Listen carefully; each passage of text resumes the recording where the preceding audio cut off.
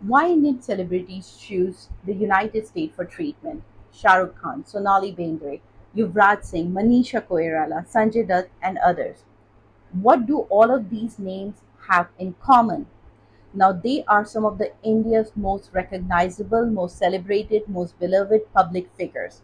They have the best doctors in India on speed dial. They have the resources to walk into any hospital in the country and be seen immediately.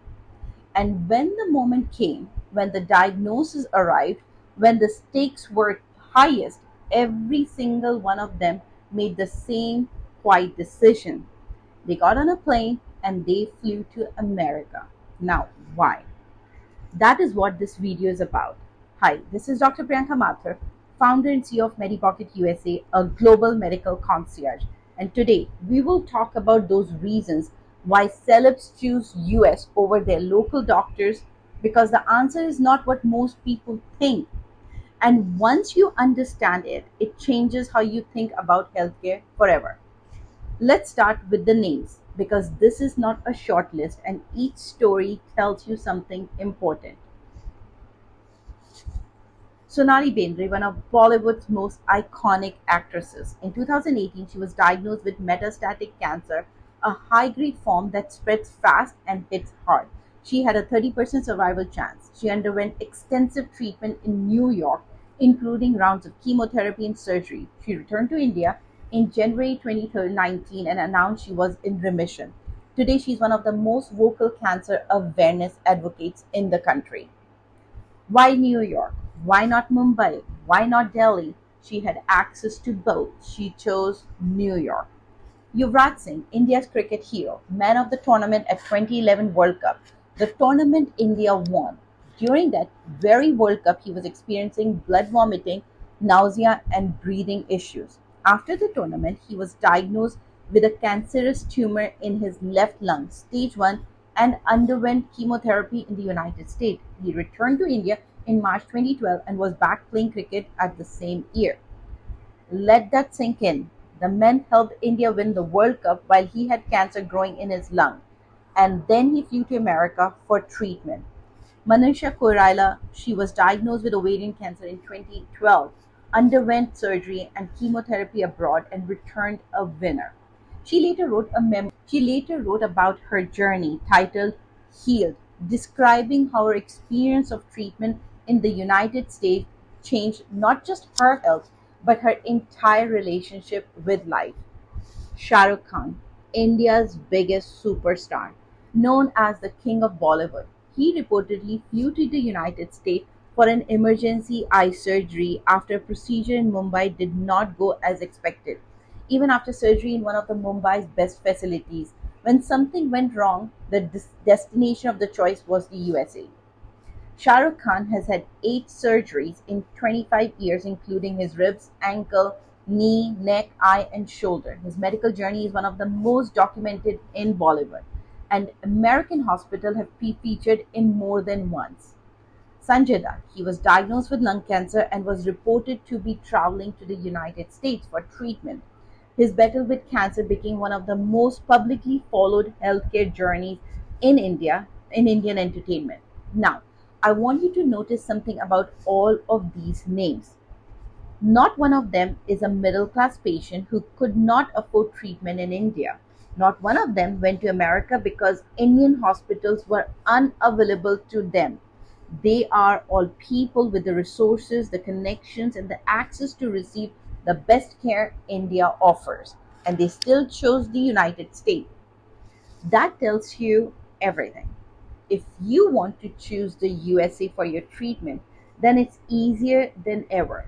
Click on the link in the description below and let us guide you. So let's ask the real question, why? What does the United States offer that India, its world-class doctors, its internationally trained specialists, its GCI accredited hospitals does not? Now the answer has 5 parts. Number 1, survival rates. Forbes states that overall survival rates for cancer are higher in the United States than anywhere else in the world. That is not the marketing claim, that is measured, published outcome. For breast cancer, the United States and Australia achieve 90%, 5-year survival rates compared to 65% in middle income nations. Let me put that in plain language. If you are diagnosed with breast cancer in the United States and treated there, 9 out of 10 patients are alive 5 years later. In countries without the same standard of care, it is close to 6 or 7 out of 10. That gap, that 20 to 30 percentage point difference, is not a gap in the skill of doctors. It is a gap in infrastructure, in early diagnostic tools, in availability of targeted therapies, and in access to clinical trials. Number two is clinical trials. Now, this is the one that most people outside the medical world do not fully understand. At any given moment, there are over 400,000 clinical trials open at US institutions. These trials offer access to treatments, immunotherapy protocols, CAR cell therapy, personalized cancer vaccine, gene therapy, and that do not yet exist commercially anywhere in the world. When Sonali Bendre was treated in New York, she had access to treatment protocols that were simply not available in India at that time. When Yuvraj Singh underwent chemotherapy in the US, he was treated at institutions that had access to the most current, most evidence backed oncology protocols available anywhere on the planet. For many patients, celebrities and non celebrities alike, the difference between the US treatment and domestic treatment is not the quality of the surgeon, it is access to a therapy that exists in America and nowhere else. Number three is subspecialization. Now, here's something that rarely gets discussed. In India and in most of the world, a cancer patient sees an oncologist. In the United States, specifically at hospitals like MD Anderson, Mayo Clinic, Memorial Sloan Kettering Hospital, John Hopkins, a cancer patient sees an oncologist who works exclusively with one type of cancer. They are sarcoma specialists who treat only sarcomas, neuro-oncologists who treat only brain cancers, gynecologic oncologists who treat only cancers of the female reproductive system. That level of subspecialization does not exist at scale outside America. And the diagnostic precision it produces, the ability to distinguish between two cancer subtypes that look identical on a standard scan but respond to completely different treatment, is something that changes outcomes in ways that are difficult to overstate. The National Comprehensive Cancer Network guidelines from the United States cover 97% of cancer types with annual updates. These are the guidelines that US subspecialists practice against. They are updated every year based on the latest research. They represent the most current possible evidence base for any treatment decision. Number four is technology and diagnostic. Now, precision oncology has expanded rapidly, and leading hospitals start treatment within 2 to 4 weeks after diagnosis. But beyond speed, it is the diagnostic technology, whole genome sequencing, liquid biopsies that detect cancer DNA in stream, next generation imaging protocols, AI assisted pathology that can catch variations a human eye would miss. These tools exist in India at select top tier centers, but in America, they are the baseline. They are what every major cancer center starts with, not the premium add on. Number five is the second opinion culture. In India, asking for a second opinion is still, despite all the progress, sometimes seen as an insult to the original physician. It can feel awkward, it can delay care, it can create friction within the treating team. In America, a second opinion is considered standard practice. It is expected. It is built into the system. If you receive a serious diagnosis at Memorial Sloan Kettering and then seek a second opinion from Mayo Clinic, no one is offended. The first hospital encourages it. That culture, that expectation of their verification before commitment, is one of the reasons US outcomes are what they are. Because in a system where second opinions are normal, treatment decisions are made with more information, more confirmation, and less premature commitment to a plan that might not be optimal. Now, let me say something that needs to be said. This is not about India's doctors being inferior. They are not. India produces some of the. This is not about India's doctors being inferior. They are not. India produces some of the finest medical minds in the world. A significant percentage of specialists at Mayo Clinic, Johns Hopkins, and MD Anderson received their foundational medical training in India. The intellectual capital is not the gap. The gap is structural. It is about infrastructure, investment, research budgets, clinical trial access, and the density of specialized expertise in a single healthcare ecosystem.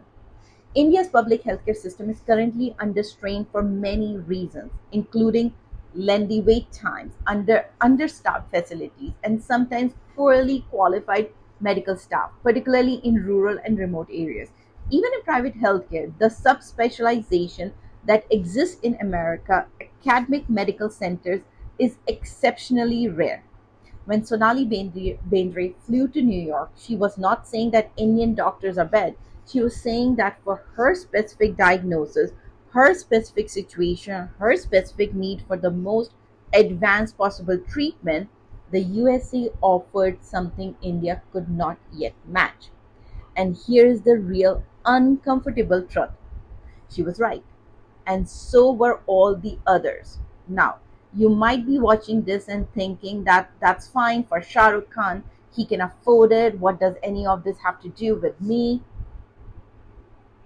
More than you think, because here's what has changed in 2026 that was not true even 5 years ago. You do not need to be a celebrity, you do not need to be a wealthy beyond imagination, and you do not need to travel to America to access a US specialist opinion on your case. Remote second opinions from US board certified specialists at Mayo Clinic, at Johns Hopkins, MD Anderson, UCLA are now available to international patients digitally. You submit your medical records, your imaging scans, your pathology reports. A US specialist review them, a written opinion arrives within 7 to 15 days. Not in months, in days. The treatment that Yuvraj Singh had to fly to America to access, the diagnostic clarity that Sonali Bendre needed to travel to New York for, is now accessible from Chennai, from Mumbai, from Delhi, from Dubai, from Lagos, from Nairobi and Riyadh and Shanghai. The celebrities went because they had to go. Today, in many cases, you don't. The reason Indian celebrities choose the USA for treatment is not glamour, it is not statement, it is not because they distrust Indian medicine. It is because when the stakes are highest, when the diagnosis is serious, when the treatment plan needs to be right the first time, they want access to the most advanced, most subspecialized, most research backed healthcare system on the planet. And so do you. The question is no longer whether that level of care is accessible to you. In 2026, it is. The question is whether you know where to find it. If you or someone in your family is facing a diagnosis and wants to know what a US specialist would say, drop a comment below or click the link in the description to learn more. Because every family deserves the most complete picture before making the most important decision. We will see you in the next one.